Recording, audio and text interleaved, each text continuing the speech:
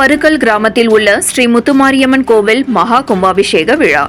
செங்கல்பட்டு மாவட்டம் அச்சிறுபாக்கம் அடுத்த பருக்கல் கிராமத்தில் உள்ள முத்துமாரியம்மன், கங்கையம்மன், நாகாத்தம்மன், கருமாரியம்மன், விநாயகர், முருகர், நவகிரகங்கள் உள்ளிட்ட ஆலயங்கள் புதிதாக கிராம மக்களால் ஒன்றிணைந்து கட்டி முடிக்கப்பட்டுள்ளது. இந்த கும்பாபிஷேக விழாவானது ஏப்ரல் 21 காலை மங்கள இசை முழங்க விக்னேஸ்வரர் பூஜை, லட்சுமி பூஜை, நவகிரக பூஜை, கோ பூஜை, கணபதி பூஜை, மகா தீபாராதனை நடைபெற்றது. விழாவின் முதல் நாளன்று வாஸ்து சாந்தி, முதல் கால யாக பூஜை, தீபாராதனை உள்ளிட்ட நிகழ்ச்சிகள் நடைபெற்றது.